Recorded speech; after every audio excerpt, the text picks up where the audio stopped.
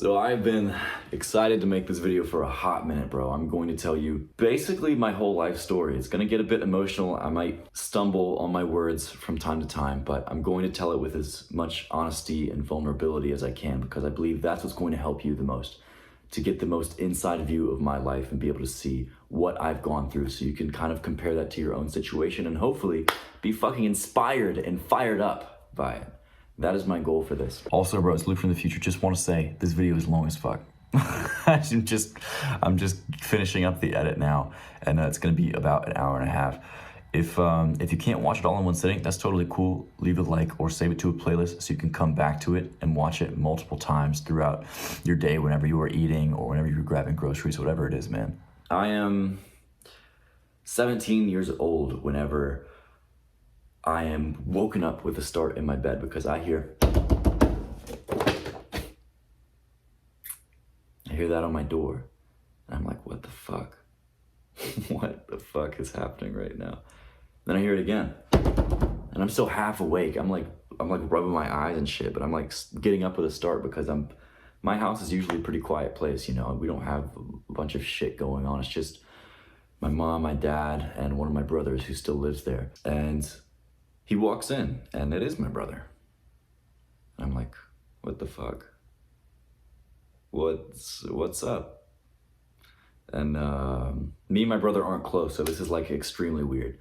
Like, we're really not close. Like, in fact, we probably haven't had a full conversation in the past 2 years, 3 years, even though we live in the same house. But he's always been kind of a quiet guy, but not now. In this moment, he is striding towards me in my bed, and he says, get up. I'm like, what? He says, get up. You think I'm fucking playing with you? And he rips the sheets off my bed. And I'm not naked, but I only have my underwear on, and that's fucking weird, bro, because me and my brother, like I said, are not close like that. I don't think he's ever seen me in just my underwear. I feel fucking exposed, naked in front of him. And he says, get up. So I do. And I'm trembling at this point. I'm shaking because I'm like, I don't know what the fuck is happening. This is not my brother. Like, this is literally not my brother. I don't know who the fuck this is right now. But this ain't him. This is not the same guy who taught me math when I was a kid, who showed me his rock collections that he was so proud of after he had rocks in the river and they got all smooth. This is not the same guy. He said, get dressed. And so I did, and I put my clothes on in front of him, and it was so fucking weird, and I felt like I wanted to throw up in that moment. I had so much anxiety in me. I was like, what is happening? Is he going to hurt me? Because I thought that's what he was going to do. I thought he was going to hit me or I don't know, honestly. I was just too scared to think in the moment. And he's rambling on a bit. He's saying, you can't be thinking about my stomach. I know that you've been hurting me. I know the things that you do. And I'm like, what the fuck? And he tells me, go to work. I'm like, I'm not ready for work. I don't work for another 4 or 5 hours. And he says, I don't care. Let's get ready. Go. And he watches me as I change shirts again to my work shirt, as I start to brush my teeth, and my eyes are starting to water because I'm just, there's so much fucking shit going on that I don't understand right now. And then I leave, I go to work, I drive my car, and on the way there, I just fucking break down at the wheel, bro. I am just in tears because I don't know what the fuck is happening. Luckily, my work's only a few minutes away, so I park in the parking lot, and I'm in my car just fucking bawling, and I call my mom because she's been at work, right? I call my mom and I'm like, Mom, I don't know what happened, but Jay just threatened me, and I thought he was going to hurt me. I'm at my work parking lot right now, 5 hours before my shift starts. I forgot I couldn't even use my own phone because I didn't take it. I didn't take my phone with me because he told me to leave. I didn't grab any of my shit except for my keys, and that was it. I had to go inside to my coworkers who were trying to get their shift done, and I was like, bawling my eyes out. I was like, some family stuff's going on. Can I use one of your phones? And they're like, yeah, you got it. And so I'm calling on my coworker's phone, sobbing to my mom, and she's like, something is wrong. Your brother needs help. And I remember feeling so fucking vulnerable and so afraid in that moment. Like I had no control over anything, over myself, over my life. And it was one of the worst things I'd ever felt. And that day, we had a police escort take my brother to a hospital, and he was diagnosed with schizophrenia. He was 23 years old at the time, I was 17. And in my psychology class, we had just learned about schizophrenia too. And I learned that it was genetic. And the most likely person who develops schizophrenia is 1, a man, and 2, a man with a brother who has it. I started being on self-improvement when I was 17 years old because I was scared not to. I was scared that I wouldn't be strong enough, that if a situation like that came again, I would be weak, that I couldn't stand up for myself or someone that I loved. I was afraid that I wouldn't be worth anything in this short life that I might live if I was only mentally clear until 23. I was fucking tired of wasting my life away on the temporary escapes that just made life that much harder as soon as I woke up from it. As soon as I woke up from that binge of video games, as soon as I woke up from the amount of content that I would consume, and the shit food that I would fill my body with. Because every time I would dive into these binges to escape my reality in some way, I would realize, oh shit, my life just got 1% worse. And I was doing this often enough. In fact, my life was getting harder by the day at this point. I was fucking tired of it. But now I'm at a point where I can genuinely say, I am proud of myself. I have direction. I'm proud of who I am. I'm proud of my body. I'm proud of so many things that I have brought into my life. Bro, it is past midnight. It's like 12:30 right now, and I cannot sleep. I literally cannot sleep, bro, because I'm just thinking about how fucking insane my life is. Less than a year ago, I was fucking depressed and anxious and could barely even go the fuck outside. And now, not only do I have a lot of really great people around me, I tackled that. And not only did I pursue YouTube and entrepreneurship, I've been making progress. I'm almost on 1K subscribers now. I'm actually fucking making money online from a business. Dude, the self-improvement stuff really fucking works. I'm confident I can actually say what's on my mind. I wake up excited every single morning to fucking face the day. And I want to show you exactly how I got to where I am from being in some of the worst periods of my life. And I'm going to take you through the entire story.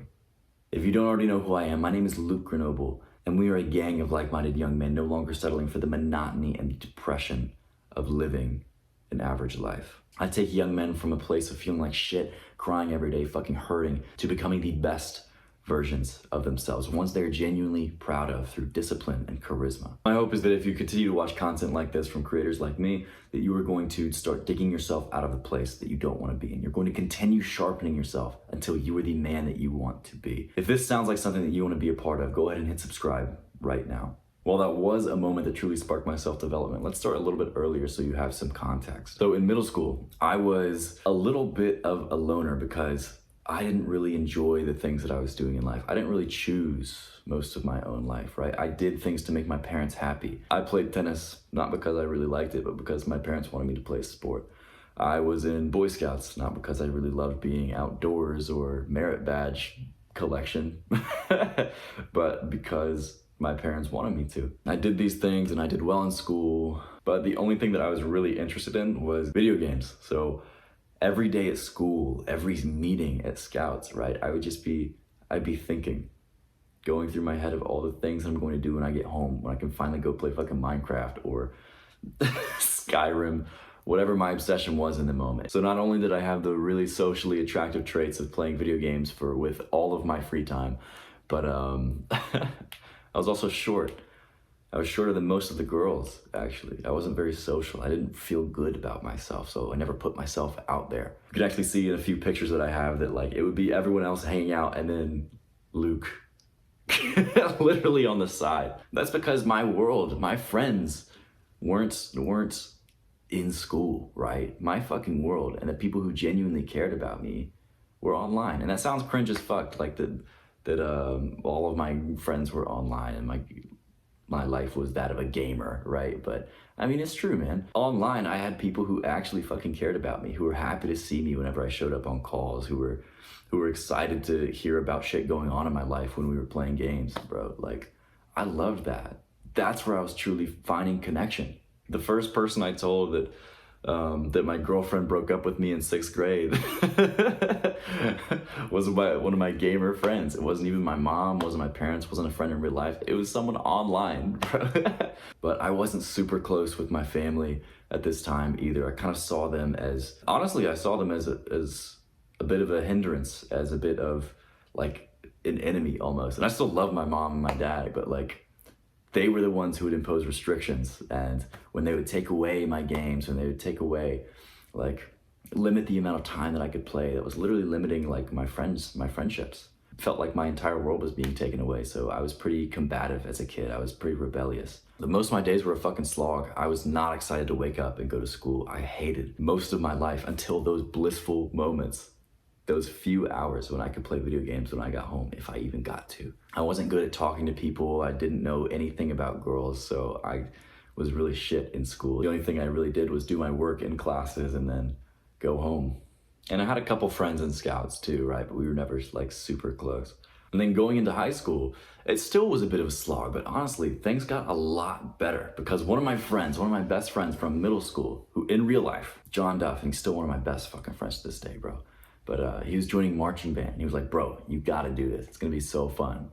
And I was like, are you sure? Marching band? He was like, yeah, man. All the cool guys are doing it. So I said, yeah, I like this John Duff guy. I'll join the marching band. So I did. And that was one of the most incredible decisions I could have made at that time because I was now surrounded by at least a few guys, right? Our marching band wasn't huge. It was actually only 12 people.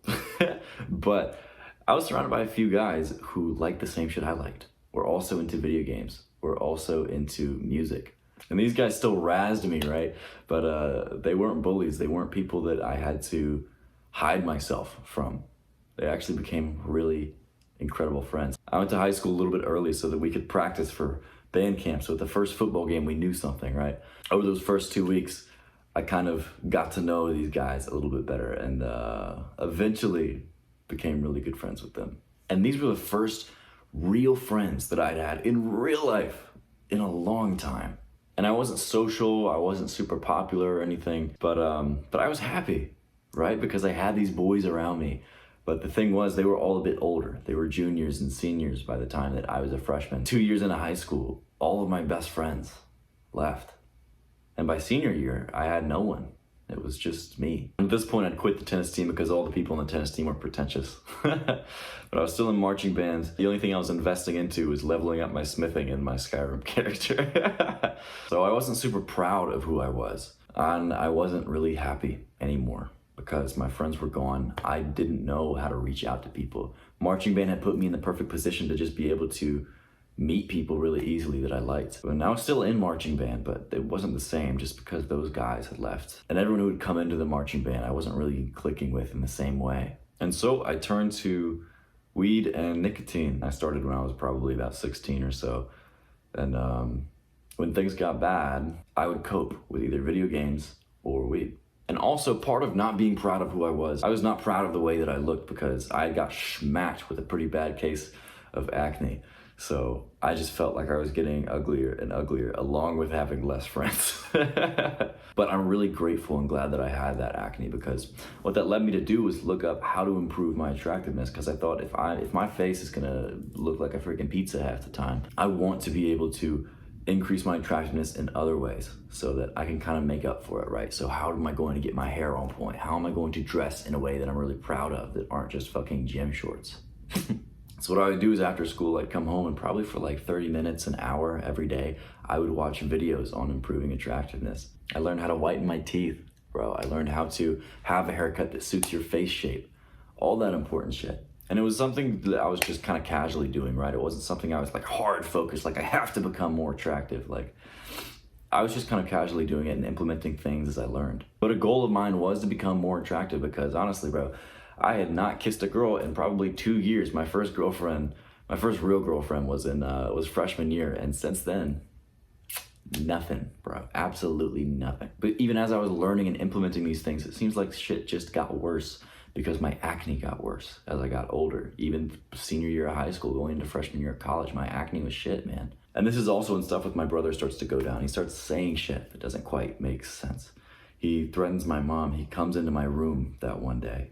And it was really scary to see someone that I grew up with be so hurt and angry and violent. Like this night and day change. And after the incident where he came into my room and threatened me, he was actually hospitalized for 6 months. And I kind of was able to just like pretend that it didn't happen for a while there. And it was great. I just went to school and, kind of lived my life for a bit. That was the first Christmas where neither of my brothers were at the house. It was just me and my mom, my dad, and it was different. But when he moved back in, I was scared again. Every single morning and every night when I was going to bed, and every time that I would hear him in the other room, or that he would come into the room and then leave when he saw that I was there, every time I would even think about him, I would just get this fear and anxiety in me because I hadn't looked him in the eye since that day. I didn't see him as my brother anymore. That wasn't my brother. That was some kind of monster that was living in my house that I didn't understand, that I didn't know anymore. And I was scared that he was going to come into my room and threaten me again. I was waking up every single morning at 4 a.m. before I knew that he would be awake, so that I could go drive to a Dunkin' Donuts parking lot before they were even open and just sleep the rest of the time until school started. I spent as much time as I could at my friends' houses, and when I couldn't, I would live in coffee shops. I would spend as much time out of the house as I could. And for a solid 8 months, I rarely saw any of my family because of that. But I spent time with some of my old friends, and I made it through high school. When he was still hospitalized around Christmas, I learned it was genetic, and I was like, oh shit. I might only have until I'm 23 to actually live my life. So at this point, I kid you not, I laid on my fucking floor, bro.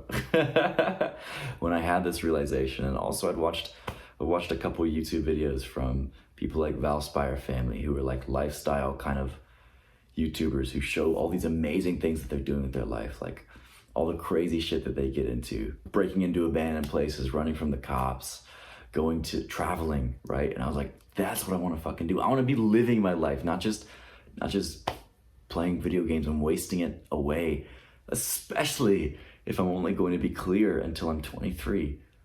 Like, what the fuck am I going to do with my life then? I have 6 more good years of my life, and I've spent 17 years on this earth, and I haven't really done anything that I am proud of. How am I going to change that? I'm staring at my ceiling, and I'm just thinking of all these questions. All this shit is running through my mind, and I make a vow to myself. I think I've been so fucking lonely the past few years. I haven't been taking life seriously. I've been fucking coping with video games, with weed. I just kind of thought to myself, I'm fucking done. I am going to learn how to become social. I'm going to learn how to become the kind of person who has the shit that he wants. Because if other people can be social as fuck and live these great lives and go on amazing spontaneous trips with strangers, travel to places that I never even knew about, why can't I? Why not me? And so I had some loose plan. I thought the first thing that I need to do is to learn how to actually express myself, how to talk to people, because I just had this really great thought that was so fucking true, that communication is one of the most important skills you are ever going to learn in life. Somehow when I was 17, I had that thought, and I was like, yeah, you know what? I'm gonna run with this. That is what led me to start living again. And so the summer before I entered college, I learned as much as I could about social skills. I watched YouTube videos all the time. I finally finished a fucking book, right? I had been reading and trying to finish a book, but I'd gotten 1-2 pages in, but my attention was so fucking fried. That's all that I could get. But the first book that I ever finished was this girl right here, Captivate by Vanessa Van Edwards.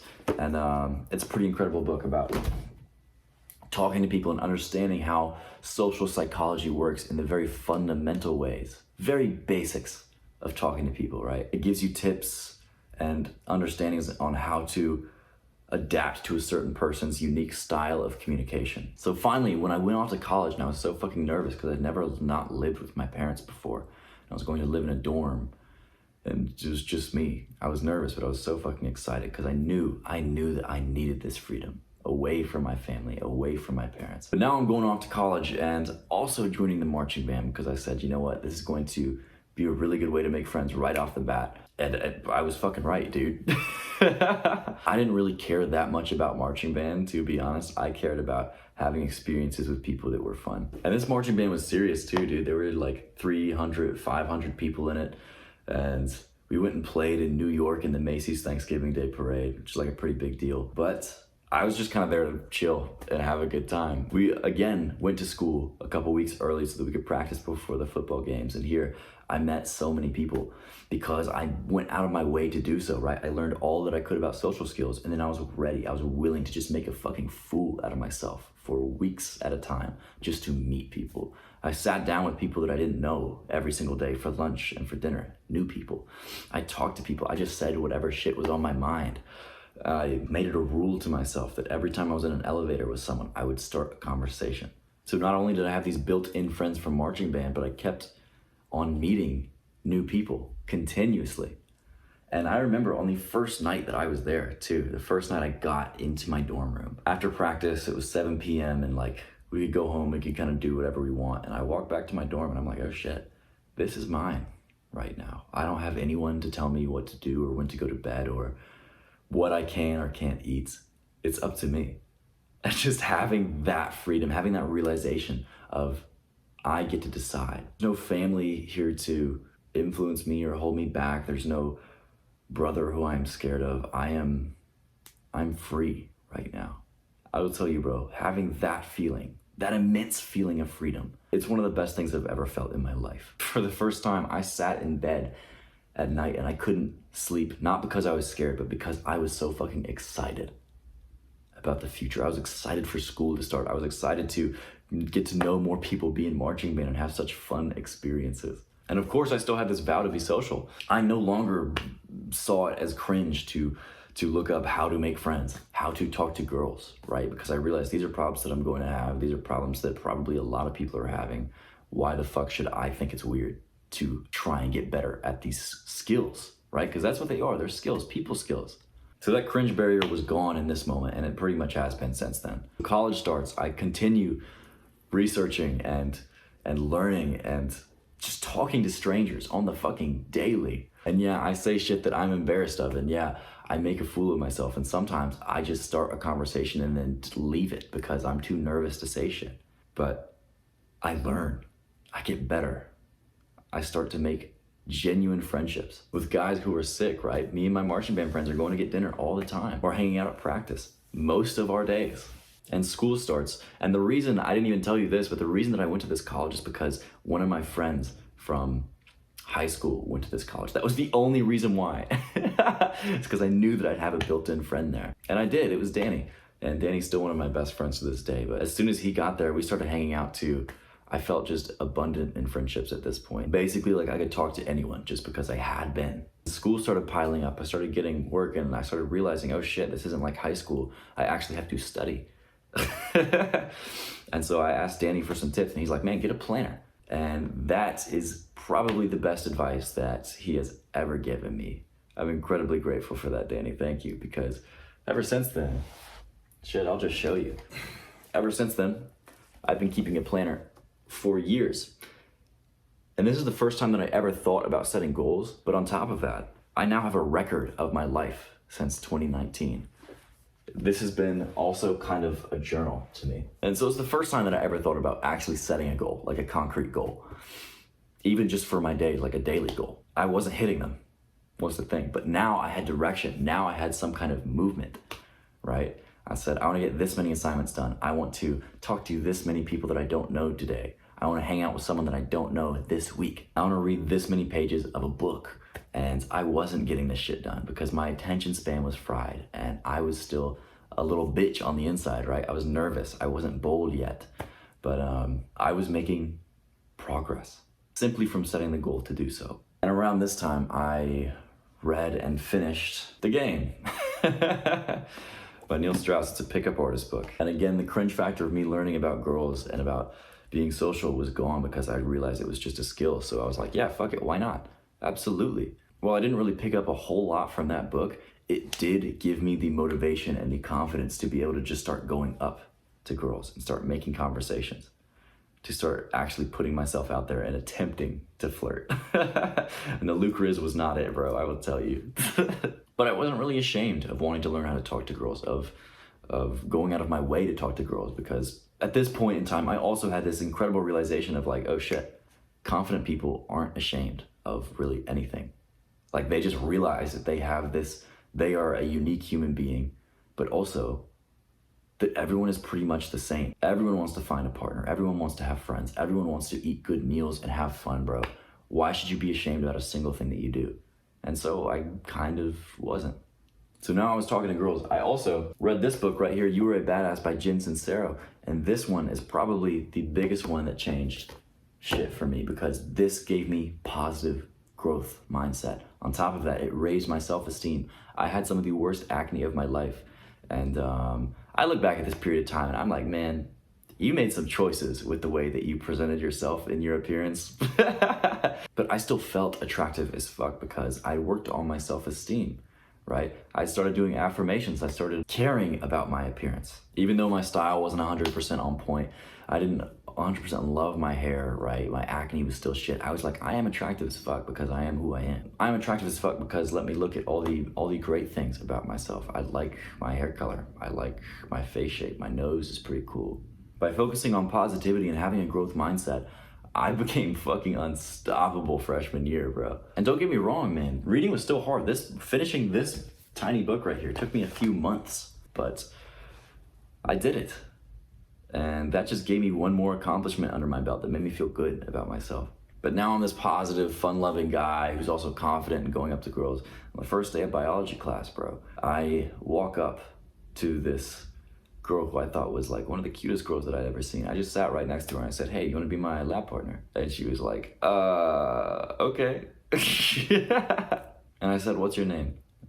She said, Callie. And that was the start to one of the most rewarding relationships I've ever been in. So not only am I talking to Callie, trying to riz up a girl who has a boyfriend, of course, but I'm just, at this point in time, in awe of the world. I went to school in the mountains of North Carolina. So I would wake up and just live in this place that's just surrounded in this natural beauty. And I never felt so fucking alive in my life. After this period of feeling like I was fucking dead for 6-8 months, a year after everything with my brother, I honestly felt pretty fucking dead inside. And moving here, being around so many inspiring people, being around this incredible nature, I was so alive. There was this sense of freedom and excitement and self-trust that I now had. Like no matter what was going to happen, I could handle it. I started posting music covers of songs to YouTube. Hi everyone, my name's Luke if you don't know me, and this is my YouTube channel. Gross. I hate saying that. But this is a solo music project that I started called Make Out Bay. Just for fun, basically. But I had pretty low self-confidence still, so I sent it to all my friends first. And I was like, should I post this to YouTube? I'm thinking about posting it to YouTube. It got nowhere, but you know, it gave me a reason to start practicing guitar, practicing music more. At this point in time, I also started to learn to put myself out there because I never really did online. I was afraid of what people would say to me. I was afraid of what people would think. I never posted on Instagram. Honestly, because I was afraid and had this deep fear of getting bullied online. Because I was like bullied throughout school in real life. And I was like, I don't want more of that online, right? But I started to overcome that when I consistently would post a cover every week, every other week, and I'd get 3 views. No comments. So like maybe the occasional person would post, oh, nice cover, man. And I'd be like, oh shit. Nah, people are actually like not always shit heads. Things I'm doing actually bring joy to someone. And this led me to just putting myself out there more in real life too. All of these things were going right. I was having such an incredible time my first year at college. And then we went on break and I was back at home and I get an email that says, you will not be coming back to university because of COVID. That was a fucking slap in the face for me. Because at this time, Callie had broken up with her boyfriend and we just started dating. Like a month ago, we started dating. I felt like our relationship was gonna get put on hold. All this things going on with all my friends was gonna get put on hold. Everything was, really. All of our classes went completely online. We weren't allowed to leave the house. But I still had Callie and I still had all my buddies from high school who were in town to, call and to hang out with in a social distancing manner, right? Me and Danny used to go on social distancing walks together, and he was really the only person outside of my house that I would see. I was so stir crazy. I needed to get out, I needed to see people, I needed to talk to people because just calling over the phone was not cutting it. So maybe it was shitty of me, but I started sneaking out without my parents knowing to go see Callie. And she was too. We'd meet halfway, or we'd meet somewhere around the halfway point of where we both lived, because we lived an hour apart when we weren't at college. Eventually, our parents kind of found out. And they ended up being cool with it, and we ended up going to each other's houses and spending time with each other there. But that really helped ease the burden of social distancing during that time. And on top of that, we were calling every single night. I was calling my friends too. I had all this time in 2020. I was like, what the fuck am I gonna do with it? Because I'm not just gonna sit here bored. What have I always wanted to do that I haven't done? And I landed on the fact of write an album. And so I set a goal that by the end of 2020, I would write an album. And I got to work on it. It was the first long-term goal I had ever set. A goal for an entire year? Whoa. I didn't even know what life was gonna look like in a year. And start working out at home too. Chris Heria became my best fucking friend because I tried working out for years up until this point, right? Ever since I was 14, 15, I tried going to the gym. I tried being consistent with exercise, and for some reason it just didn't work. But now I needed to. I wanted to, because I wasn't really exercising at all. I wasn't walking around or getting out of the house. I was stuck at home with my brother again, and I didn't want to feel weak. I was tired of feeling nauseous all the time because of how little I was eating. I was tired of not feeling like I was enough for my girlfriend, honestly. I wanted her to genuinely be attracted to me, to the body that I had. And working out was so fucking tough. It took me a long time to even get consistent with it. With the at-home workouts in front of no one, where I wouldn't be embarrassed to be exercising, right? Because I was too scared to go to the gym. I was too scared to lift weights. And it was really difficult. Each of the push-ups, each of the shoulder exercises, the ab circuits, bro, they were all so fucking tough. But by the end of it, they started to feel good, right? At the very end, I felt good about it. And every time I remembered that feeling, and that's what I would do it for. That's what I would push through for, is that good feeling at the end, for knowing that one day, it's probably not gonna be today, it's probably not gonna be this week or this month, but one day, I'm gonna look pretty damn good. And then I start sophomore year of college. Callie and I are tired of being cooped up. Callie actually buys us plane tickets for my birthday in July to California, to LA, because I was like, I've never even been on the West Coast. I've never really been outside of the closest few states in America that I'm in. And so she's like, fuck it, we ball. And that's one of the reasons I fell in love with her, because we both had this fuck it, we ball mentality of like, we've never done something, let's just go fucking do it right now. And so we bought plane tickets to LA, and it was one of the best trips I've ever taken, and it's inspired and launched my fucking passion for travel, right? After that, I couldn't get enough of it. It was just me and Callie. We started going on these road trips. We went to Savannah, Georgia, South Carolina. This time I was getting further into music too. I'd written a few songs, now I was starting to learn how to produce them. And we went back to school at this point too. Fall of sophomore year, we were able to go back. And because of that, I read this book, How to Win Friends and Influence People by Dale Carnegie, because I wanted to continue learning how to be more social. And this kind of made me even more bold and smooth in conversation, right? Because I was already bold enough to go up to people, but it taught me how I should act in a way to be really likable. Because I was going up to people, I was starting conversations, but I didn't really know what to do with them, right? I was just kind of goofing off. I learned to smile at people. I learned not to pretend to be this cool guy, this version of yourself. People like people who like them. Smile at people, bro. Take a genuine interest in the other person, because everyone has something really interesting about them, and it's your job to find it. Getting mindsets like that from books like this changed the way that I viewed my social life. And I was now this genuine, friendly guy who I started to be super proud of. My junior year, I was spending a lot of time with Callie, and I was no longer in the marching band, right? It was just a freshman year thing. We were traveling more, right? We went to Florida. We went to Boston, which is my favorite city that I've been to. We went to Tennessee. I started getting comfortable in the unfamiliar, right? As long as I had Callie there, as long as I had my partner, I was comfortable to do about anything. I knew that we would handle it. Even if we got on the wrong bus, if we got on the wrong train, we were in a city we've never been in and had no idea how to navigate, whatever it was, I knew that we could handle it because I was with her. I also joined the international program at our school because Callie had become the president and was like, hey, do you want to join this? Because we could use your help. And I was like, yeah, sure, why not? So I started doing the orientations for international students and hanging out with a bunch of students on campus. And at this point, I became pretty well known on campus. I'd been here for 3 years now, but also I was talking to so many different people. I was also in this international club, and all the international students get to meet and know people. I just got more and more into the travel community. I got more into working out too. I read Bigger, Leaner, Stronger by Mike Matthews. One of the best books I have ever fucking read, bro. No cap. Because this taught me every single thing that I needed to know to go to the gym. Things that I didn't even realize I needed to know, like counting macros, right? Getting your diet on point, how to actually lift weights, heavy weights, things that I thought would hurt me, right? I never wanted to deadlift before because I thought I have no idea how to do it. I've heard it can throw out your back. I've heard that you can really like paralyze yourself by doing this shit. Bro, if you weightlift and do even compound exercises that seem scary, like deadlifts, squats, if you do it with the right form, there's such a small chance that you're going to get injured. And that's the shit I learned. I learned how to weightlift properly. I learned how to actually build muscle and diet because I hadn't been making progress for probably about a solid 8 months, maybe even a year. I had made no fucking progress and I was tired of it. I was still doing all this work in my calisthenics. I was doing all this at-home workout work and I was seeing nothing from it. So I took the gym seriously. I got my diet on point, my sleep. I started tracking my lifts and I started progressing again.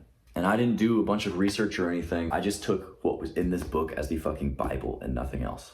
And I made progress. I also started reading a lot more consistently. Any book that I thought sounded cool, I just ordered off of Amazon when I had the money for it. Because I worked at Starbucks too, so that I could make a little bit of money to pay for my groceries. And I get through a few great books that just improve my thought processes in my life and give me so many cool ideas of shit to do. Like I read The 4-Hour Workweek, read Vagabonding. Just got me so excited about life and fucking living. And now, boom, senior year hits. At least summer before senior year, right? And I'm excited for this summer because Callie and I are doing something we've never fucking done before. We're traveling out of the country. We go on a study abroad trip. We're going to live in Milan and study fashion marketing. And this is the first time that we'd ever been out of the country. I had absolutely no idea what to expect. You know, we got lost a few times. We almost died on a few occasions. We had gotten strangers' cars to catch rides to the next train because it was like the only train left before we'd have to spend the night on a bench instead of going back to our hotel, our Airbnb.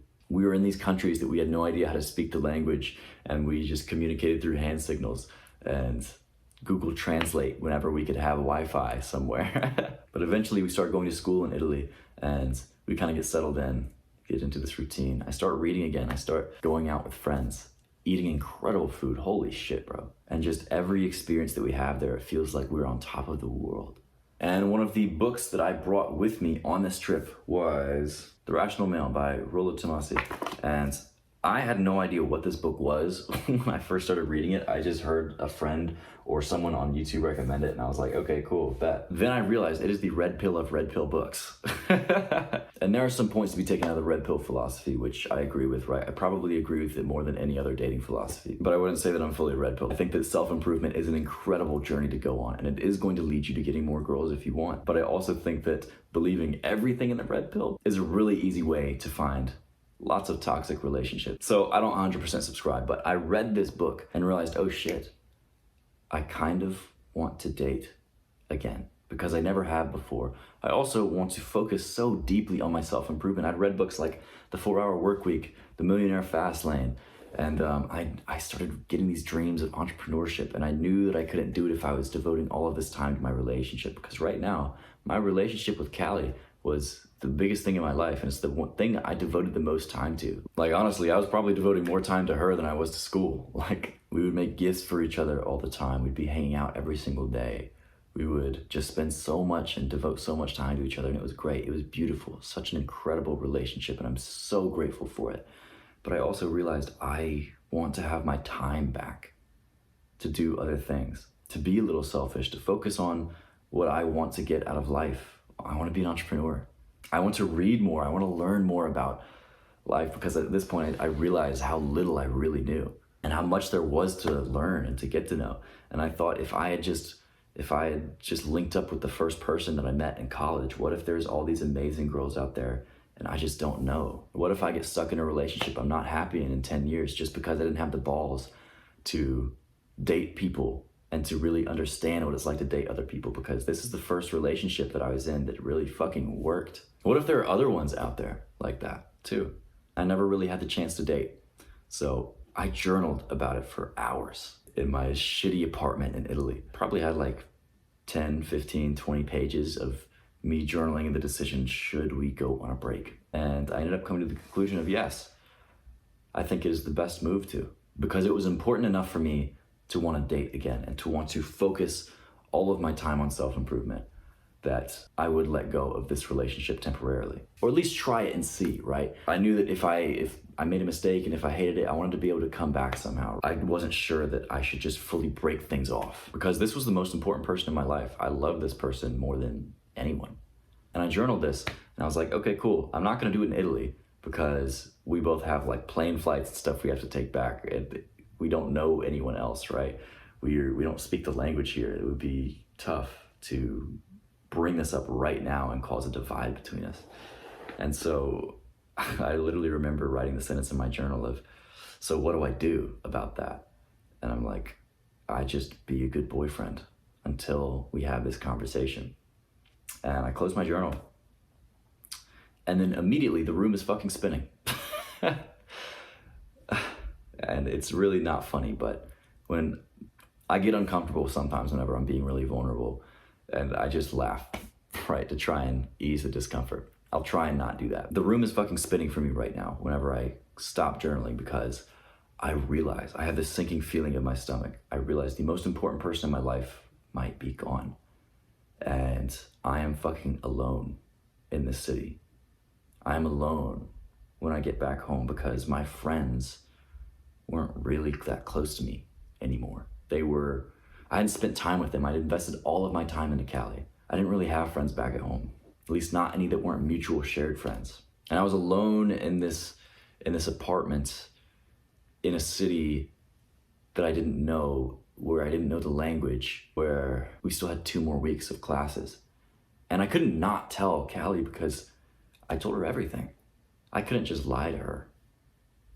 I literally can't. And I felt so guilty for journaling that. I felt so guilty because she had given everything to me and I'd given everything to her until this moment I caused this mental break, right? This separation between me and her.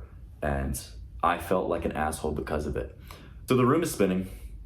I'm having all of these thoughts of guilt, of I'm a bad person, of I am awful in my head, of I am alone because I'm in this country that I don't know anyone in. I don't even speak the fucking language, right? If I wanted to reach out for help, I literally couldn't. The fastest thing I could do was get a plane back to the US, which is 1, expensive, 2, would take at least 2 days to set that up. I was trapped in my mind. So I can feel my heart start to beat, start to fucking race. These thoughts will not stop. I couldn't stop thinking. It's like I was being bombarded with negative thoughts, saying I'm a shit guy, I'm going to die alone, I'm going to fucking die, I'm going to fucking die. Those are the thoughts that were coming into my brain. That's what it felt like. It felt like I was just sinking and dying, and I was in this hole that I couldn't get out of. And I realized, oh fuck, this is a panic attack. This is what that feels like. I've heard about these before, I've never had one.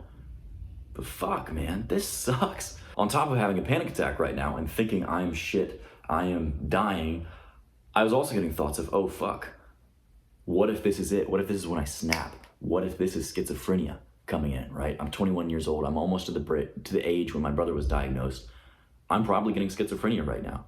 And it just went on further and further. I was getting more scared and more fucking wound up. Like somehow I just felt I was going to die in that moment. So I called Danny because it's the only thing I could think to do. And I said, Danny, I think that I'm having a panic attack right now. I think I'm getting schizophrenia. I think all of this shit, every thought that was in my mind, I just told Danny straight up. And my roommates were there, the people that I was living with in Italy, who I didn't know very well, right? And they were hearing all this go on and just kind of pretending like it wasn't happening in their rooms. I was pacing back and forth. I went in and out of my apartment, just trying to think, trying to go somewhere where I felt like I could escape, where I could fucking breathe, because I can't fucking breathe. That was one of the times when I was the most scared in my life. But I unloaded everything to Danny, the entire journaling session I just had, all of the thoughts. And it was just such a calming presence, such a great friend to have. Like, yeah, man, just get an ice pack on you real fast. Just breathe, take it easy. You fucking got this. And I'm forever going to be in debt to that man because of this. But I talked to him for like an hour and I don't even say shit, bro. I don't even talk about shit. I'm just rambling. I'm just asking him to tell me how his day was, just so I don't feel so fucking alone. And then I make up my mind after about an hour, and I'm like, Danny, I have to fucking do it. I have to go tell Callie right now. And I get on the next train. And I'm like, Danny, I'm not gonna say anything for this entire 40-minute train ride, but I just want you to be here with me. Is that okay? And he is. And this entire train ride, I'm thinking about my plan, how I'm gonna bring it up, how I'm going to talk about this in a calm, composed manner. And she's definitely gonna break up with me, right? Like, these are the thoughts I'm having in my head. I'm gonna bring this up and she's immediately just going to cut things off. She's gonna be so upset and sad and broken, and she's going to have a mental breakdown, and she is going to just end things right there, and we're both going to be alone in Italy. These are the thoughts that are going through my mind, and I finally get to the apartment. I walk out of the train. I'm up at the door leading up to the stairs to her place. And I'm like, Danny, I'm going to fucking do it. Thank you so much. I love you, buddy. I'll let you know how things go. I hang up the phone, I walk up the stairs, and I knock on the door. And my heart is beating so fucking fast. And there's Callie. And she's standing at the door smiling. She's like, hi, I missed you. And my eyes are like, like it's pretty obvious that I've been crying at this point. And she's like, oh, is everything okay? And I just fucking hug her. I just hug her for a solid, probably 45 seconds. Don't move. And I say, can I talk to you? And I sit her down on the bed, and I'm pleading with her at this point. I'm like, no matter what I say right now, please tell me that you're still going to love me, please. And she says, yeah, of course. And I tell her everything. I tell her I was having a panic attack. I tell her that I journaled things. I tell her that I was debating on having a break, and I thought it might be a good idea. You can just see all of the happiness and emotion from her face just drain. Her heart sunk in her stomach. And she said, okay, excuse me for a minute. She went to the bathroom and was fucking sobbing her eyes out for 10 minutes, calling her cousin, her friends, just so that she could be okay. And I was like, this is it. This is it for me. I'm actually going to fucking die alone. I need to stop laughing. This was actually really fucking tough for me. And I said, I'm going to die alone. And she comes out of the bathroom and says, you know, all of that makes sense. I'm not going to lie, I'm really hurt right now, and this sucks ass. But this is something that we need to figure out after we are out of Italy. And I'm like, yeah, no, that totally makes sense. That's what I think too. I just couldn't keep this from you. And we just kind of watch Netflix for the rest of the night and pretend it didn't happen, but you can feel this divide between us at this point. We go through the rest of the trip in Italy, and I'm carrying these ripped out pages of my journal in my pocket when we travel to Rome the next day, because I never want to see them again. I never want to remember that I even wrote them. So I throw them in the trash in a train station that I'm probably never going to go to again in my life. They are somewhere in the Italian garbage system at this point in time. We were still in Italy together, exploring, taking classes, but I now saw myself differently. I was changed. I saw myself as fragile, as weak, because without Callie, I didn't know if I could handle traveling. I didn't know if I could handle living. What if I had another mental breakdown? What if it was in front of people? What if it was in public? What if I have to go live with my parents? What if I'm hospitalized like my fucking brother was? What if I'm developing mental illness? I'm having all of these thoughts in my mind, and I just see myself as so weak again, just like I was when I was 17. And now the summer is ending. We travel back home. It's senior year, and And I sit down Callie and I have this conversation. I'm like, look, we need to figure this out. Probably have a 3-hour, 4-hour conversation. Both of us are just fucking weeping throughout it. But I end things. I break things off. I say, we need to take a break because I need to figure myself out. And it's probably one of the hardest things I've ever done, because at this point, whenever you are cutting this person out of your life, right, it feels like the most important person you've ever met, the person you love the most, has just fucking died. They are no longer there. I was crying for days. I didn't have a great support system, so I go back home to my apartment and I tell my roommate, hey, I just broke up with Callie, and this is big news because we had been together for like 3 years at this point. And he's like, oh shit. I'm busy, but we can talk later. I'm like, great, man. All right. So I go to my room. I kind of sob alone for a little bit, just think and just kind of hold myself. And then I call my best friends from back home and just talk to them for hours. I'm talking to John Duff. I'm talking to Danny, just trying to pull myself together. And I end up doing it. It takes time. It takes a lot of periods of being alone and a lot of periods of just calling my friends from back home. And it's great. It's so fantastic that I have these connections and these people that I can rely on. But there's something about not having someone right there with you that you can hug, that you can hold and feel support from.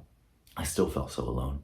I can remember showing up to Starbucks where I worked, and I wasn't working right now, but I'm just going in to get a coffee, and my manager was like, hey, what's up, Luke? How are you doing? And I just start tearing up and crying in public, and I'm like, not good, man, not good.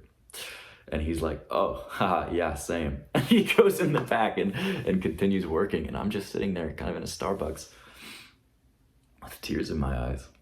And I walk out of the store just trying not to make a scene.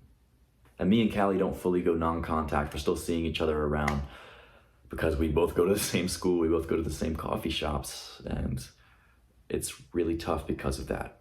I hear about her moving on. I hear about her, I'll be completely fucking honest, bro. I hear about her having sex with other people because she tells me, she says, I want you to know this because I know it's going to fuck you up, especially if you hear it from someone else, so I want you to hear it from me, which is a really adult thing for her to do. And I have a lot of respect for her for that, but it did fuck me up because I'm the kind of person, and maybe I'm fucked up for this, maybe not, I honestly don't know, but I'm the kind of person who really values sex with my partner. And I almost get territorial over the girl that I'm seeing. If I'm in a long-term relationship and it's just like us dating, like exclusively, I get kind of territorial. I'm like, I don't want anyone else to see any part of your body like that, right? I don't want anyone else to look at you sexually. And I know people are going to, but I kind of have this feeling of like, you're mine, girl. So hearing about her having sex with other guys really fucked me up. And I was, for another few days, just kind of fucking destroyed. I would keep having these thoughts, these vivid thoughts of her getting fucked by other people, like these vivid visualizations, and they were disgusting, bro. And I hated them. And it's like I couldn't stop them, and I was so fucking angry. It was the first time I felt angry in a long time, and I threw my trash can against a wall. That's the first time I'd ever done that. And this is the first time where I kind of felt this masculine anger, this masculine bravado come back to me because I haven't had it in years. It's like this natural part of being a man. I just kind of shut off from myself. I closed off this sense of emotion because I'd never felt like it was a good thing. But I had it back now because I was fucking angry. And it's not on her, right? She's her own woman. She can do whatever the fuck she wants. We're not together, right?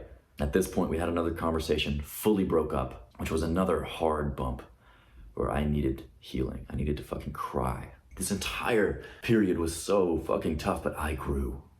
I grew so much, bro.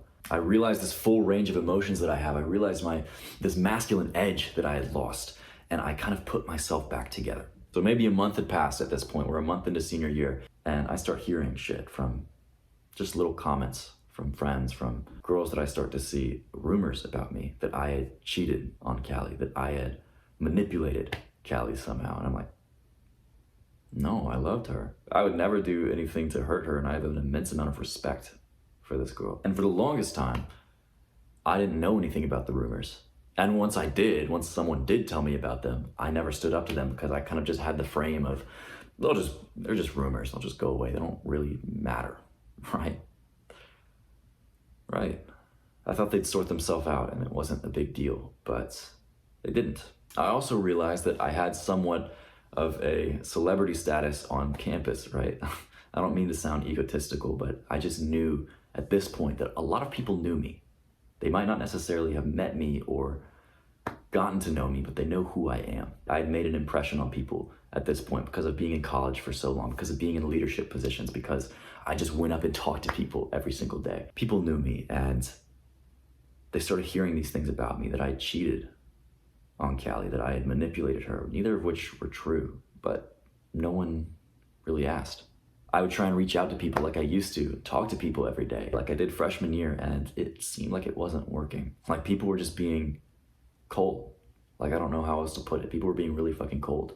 And I didn't know if this was because of rumors, if this was just because I thought they were being cold, so I assumed that they had heard shit about me, or what, and it made my mental health also so fucking shit. This is a period in life where I was in bed for 10 hours a day because I didn't want to face reality. I didn't want to face the world. And I had given up video games and vices, so it was just me versus my thoughts.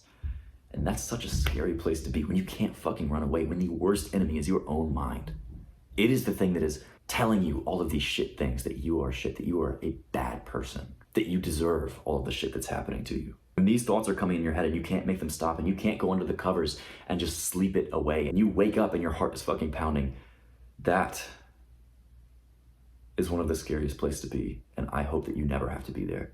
So I had a huge hit to my self-esteem at this point. Again, I'm seeing myself as so fucking fragile. I'm seeing myself as this 17-year-old version who was getting threatened. A few nights a week, I'm having fucking sleep paralysis. And of course, my sleep paralysis demon is my brother, standing at the edge of my bed, just looking at me, and I can't say shit, I can't scream, I can't get up. I was in a really difficult place mentally, and it felt like the only person that I could talk to was my therapist. Of course, throughout this time, even though these rumors and shit were going on about me and people were saying things, I never said a bad thing about Callie. Never. Because I don't see the point. Why would I badmouth someone who I have so much respect for? It's just going to make their life worse. It would just make my life worse. And she wasn't perfect after the breakup. She said some hurtful things and might have had something to do with the rumors starting, even though I know it wasn't her intention to hurt me or for things to get bad. I never even let a bad word escape my mouth about her though, because I knew that she was struggling and I wasn't going to put that on her too. And she was still hanging out with all of her old friends because she kind of lived at the party house and she had classes with them and I didn't. I wasn't in the same major. I was no longer at these events, right? Because me and Callie were no contact. We were trying to not see each other as much as possible. So I just didn't get invited. And that's okay. And all of our mutual friends I still think they're pretty great people, but it was due to circumstance that we drifted. So I tried to hang with my old friends from marching band. I tried to reach out to people, but it's senior year, people are busy. So at this time, fucking Matt came into my life. Let's go! Whoa! My buddy Matt was actually my saving grace. He was the one person that I could talk to. He was a guy in my class who also went to the gym and we kind of saw each other and we were like, hey, let's work out together, man. Let's hit a workout. And so we did, and we bonded over the gym, bonded over girls. We would joke about shit together. I hadn't joked with someone in like weeks. I had this new intensity in the gym, right? Because I had this anger about everything. I was so frustrated at the world and mad. I just had so much anger. And I wasn't angry at Callie. I wasn't angry at the people starting the rumors. I was angry at myself, and I didn't know why.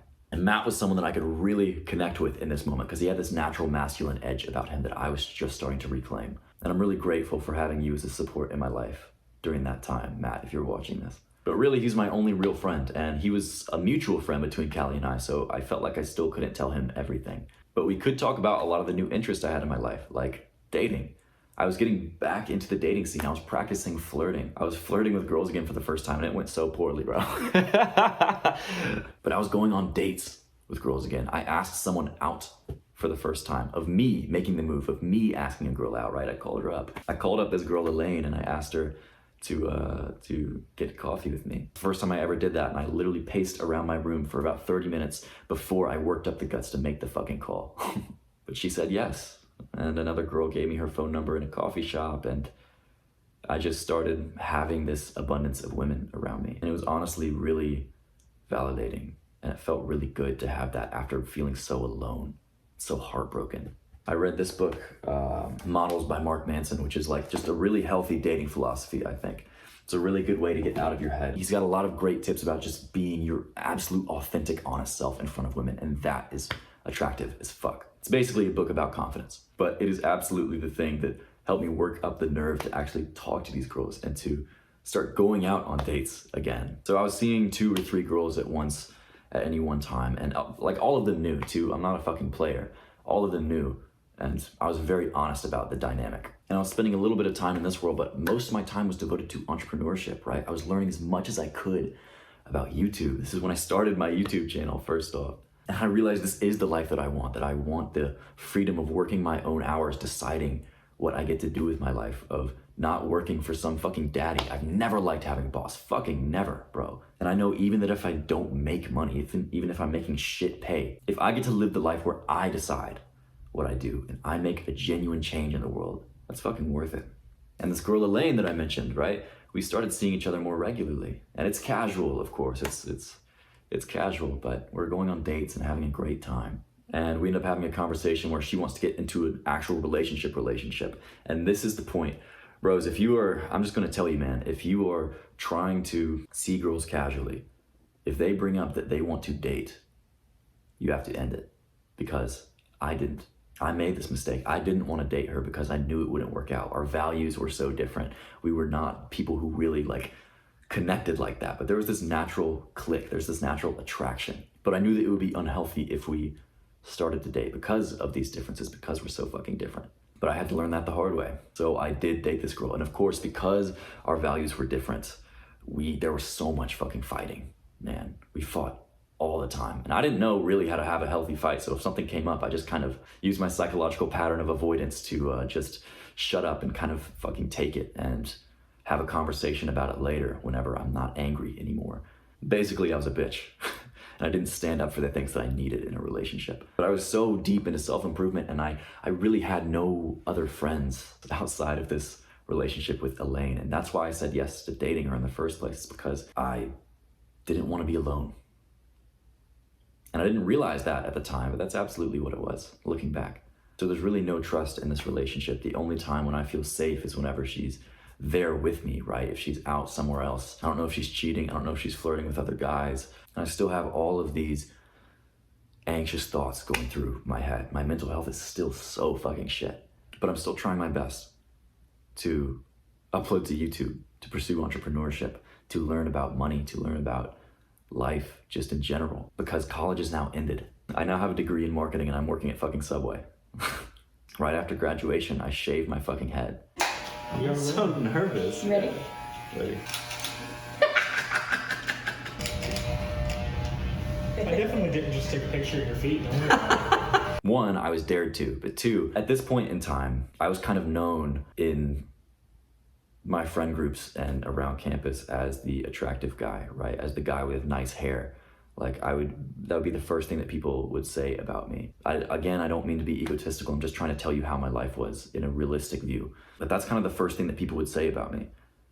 And so I was like, I don't want this to be my entire personality. I don't want this to be all of who I am. I am something other than just the guy with nice hair. So I shaved my head to prove that to myself. And Elaine was incredibly unsupportive, but I knew that I had to do it anyway. So I did. And I tried to make it clear to her that this meant a lot to me, that this was something that I felt like I needed to do because it was going to help me understand myself better. It's going to help me have faith that I am more than just hair. She still was not supportive. She fucking cried when she first saw me. And that's just not the support that I needed in that moment. And there's no longer things happening on campus anymore, right? There's nothing really going on because it's the summer. It's just me working at Subway. So I wanted to break up this monotony and I was going to find a way to make it happen. So I start throwing events. If you watch some of my other videos, you know that Grenoble events are something to be fucking treasured. They're not parties. They're not hangouts. Bro, they are fucking events. But I started throwing them and I learned how to throw really good parties. I learned how to be an incredible host during this time. I throw about 3 or 4 events in the course of 3-4 months. I threw a graduation party that none of my friends showed up to. I learned to kind of take it on the chin whenever you try and make an event happen and no one shows up. I learned not to take it personally because the next party that I threw, which was a birthday party, almost every single friend that I had showed up. People I didn't know showed up, bro. I started coming up with more and more unique ideas, like an underage drinking party, right? Where, okay, we weren't underage, right? Everyone was 21 plus, but we dressed up as babies and were drinking out of like sippy bottles. I thought that was such a funny idea. So even though I feel so fucking alone and I'm not seeing people on a regular basis, right? I would at least look forward to these events that I would throw every once in a while where I could see people just for a night and fucking hang out and party and honestly drink and get away from the feelings that, from all of the anxiety and depression that I was facing in that moment.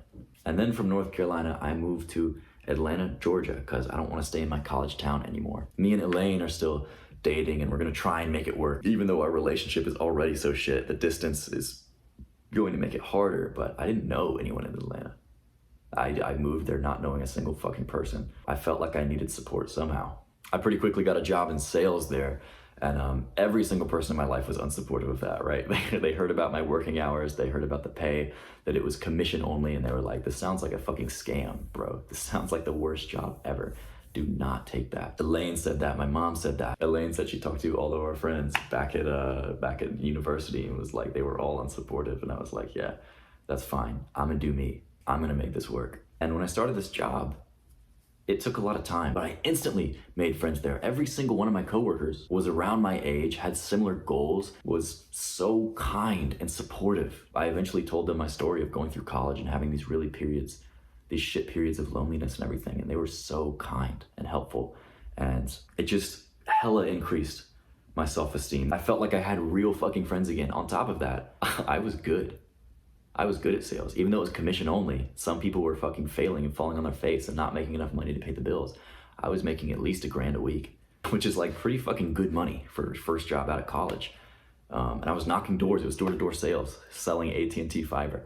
But I was getting to put into use all of the things that I learned about social skills. And I was getting to sharpen them more and more. And I was making money from it now, right?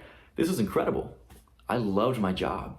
And living in a new city with a fresh start with new friends who were incredible was so refreshing. And I didn't have time for my relationship with Elaine like I used to. And she didn't either. We barely really spoke to each other on the phone. She started lying or hiding the truth about where she was. She would say that she was going to bed and then go over to friends' houses, and I'd hear about it later. She was lying about the people that she was spending time with.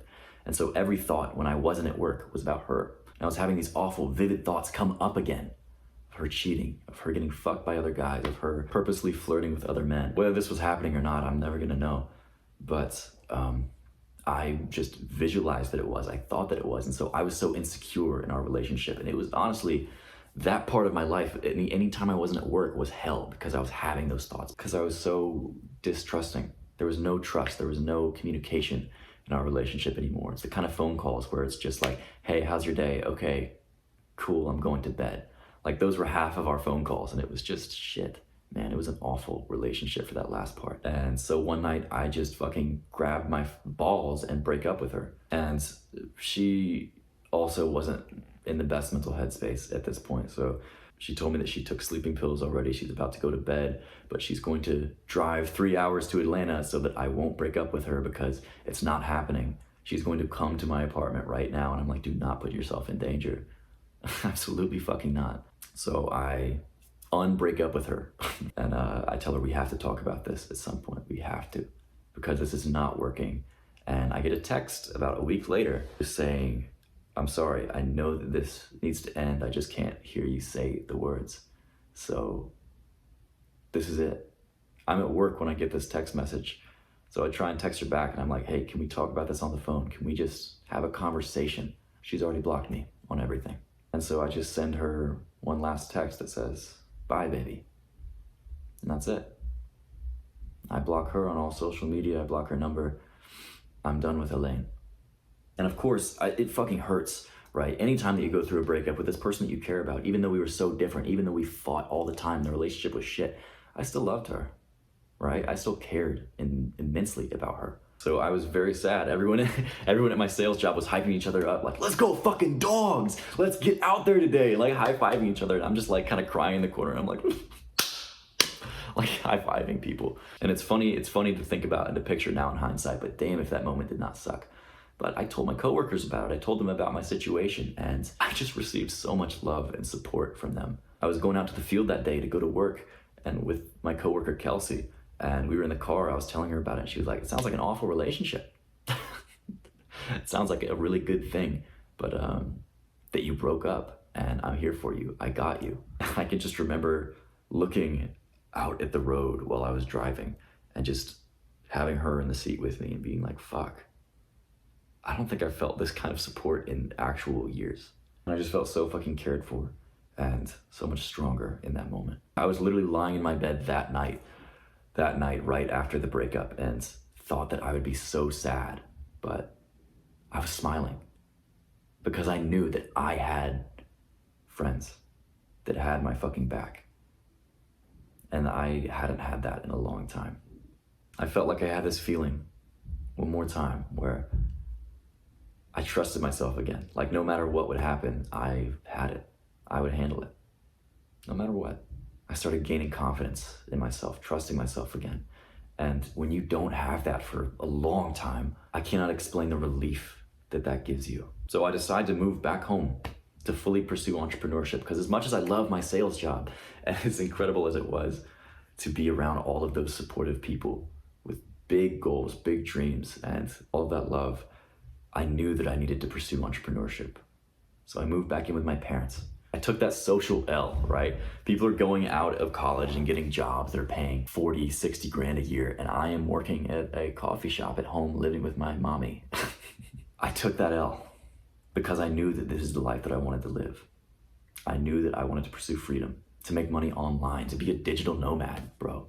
These dreams are ones that I would not give up on. So I'm learning as much as I can about YouTube. I'm learning as much as I can about making money, about being personable on camera, about being able to give to you lessons that actually fucking stick. I'm learning to be a good teacher, to be a good leader. I'm learning how to do all of these things while working part-time at a coffee shop and not really seeing anyone, right? I'm no longer seeing girls, no longer really seeing friends because I moved back home. I'm living at the same house I was in where I was struggling so bad with mental health. I'm living with my brother again, which is really fucking tough because I still don't see him right now as my brother. He is just some monster who lives in another room that I don't look at, I don't speak to. Anytime we're in the same room, we just pretend that we're not there. I still haven't made eye contact with my brother in 4 years. We haven't had a conversation. If I'm in a room, he just kind of ignores me and pretends I'm not around. If I'm in the kitchen and he walks in and sees I'm there, he'll walk out. Like, the dynamic is just so fucked. But I know that he's going through things too. He's struggling mentally. So I'm not going to try and bother him and stress him out. So I'm just going to kind of let him do him. This is the mindset that I'm in.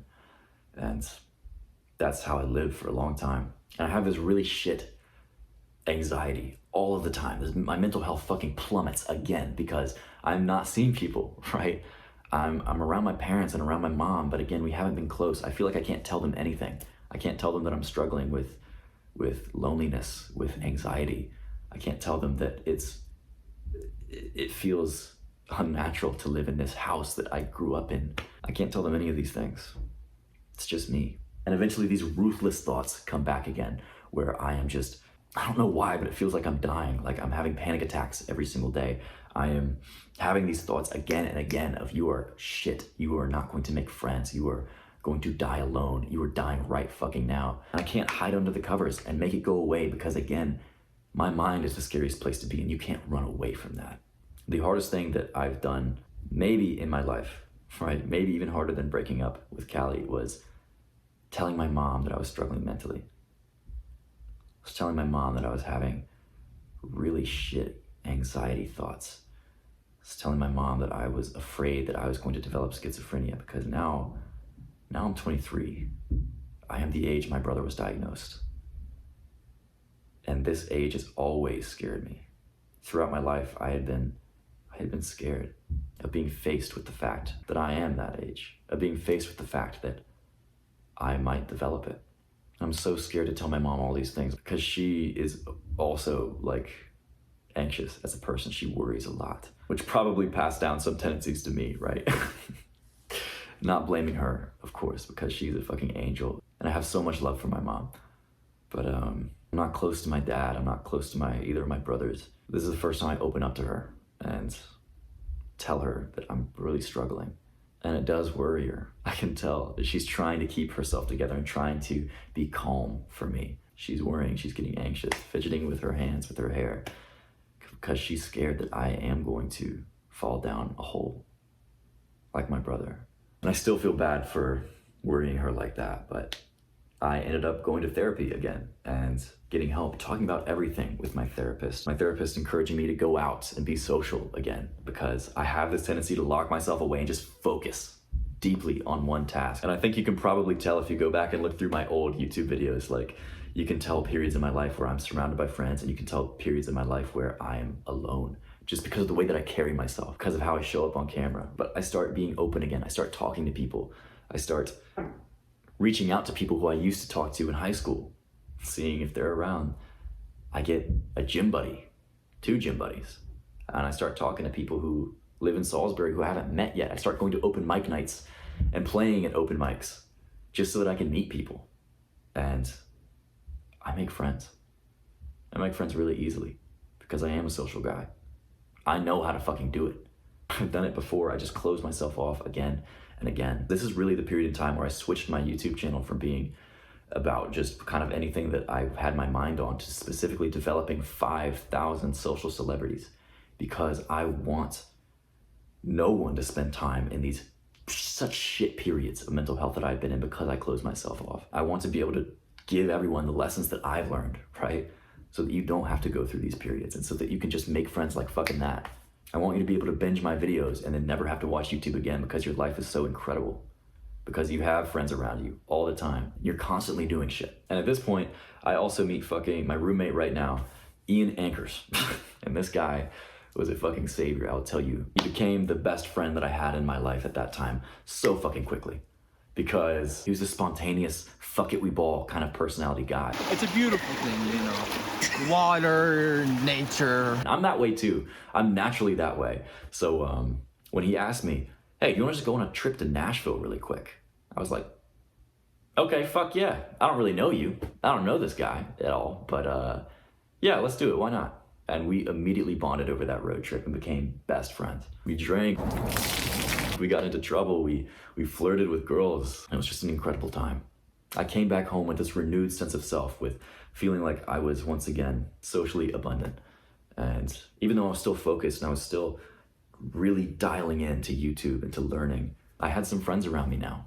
Life was pretty great because I had a purpose, this burning desire to make something of myself, to make something happen, and to change your life. And through this period and making friends that I usually wouldn't have made, right? I was starting to make friends with 30-year-olds, 40-year-olds, because I live in a pretty small town and not a lot of young people live there. But I started to realize this gap in age doesn't really mean very much anymore. In the adult working world, there is no longer barriers between you and others like there was in high school and a bubble that is college. I realized that I'm better than a lot of people in some areas and worse in others. Every single person is that way. Every person is so fucking similar in the fact that we all love to eat good food, we all love to have good times, to hang out with friends, but so fucking unique and different in other specific ways. And everyone has incredibly interesting things about them, and it was my job to figure out what they were. This is the mindset that I had in this time in my life, and it served me so fucking well because I got to meet so many people, and I was so interested in meeting people again. And the biggest thing that I've learned from being out of college up to this point is that the working world doesn't care about a fucking degree. That the working world, for the most part, unless you're going into some profession that requires it, doesn't give a shit about a degree. They give a shit about what value you can give to people. How can you give to this world? Whenever you are kind, selfless, giving, you give value to the world somehow. You are rewarded in friendship, in love, in money, right? You give to people consistently. You become an amazing friend. You become an amazing guy just to spend time with, and you never find yourself alone. So that is kind of my life story up until this point. I've left a lot of things out. I've also purposely left out the most recent period of my life. Maybe we'll get into that sometime soon if you're interested. But bro, you just watched a long as fuck video about me and my life story. So we're basically best fucking friends right now, dude. You know so much about me. You probably know more about me than most of my friends do. I'm incredibly grateful that you stuck around this long, and I'm incredibly grateful for you, brother. So if you want to kind of know where I'm at right now, I'm incredibly proud of myself. I'm incredibly proud of my body. Sometimes a little bit too proud.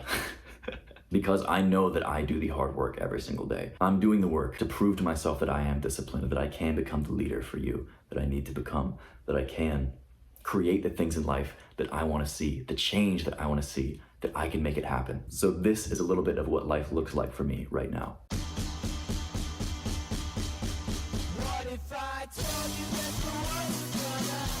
So leave a like, save this video to a playlist so that you can come back to it when you need to be inspired again, when you need to see a story like mine. And also because I want other young men like you who need to see this kind of content to see it.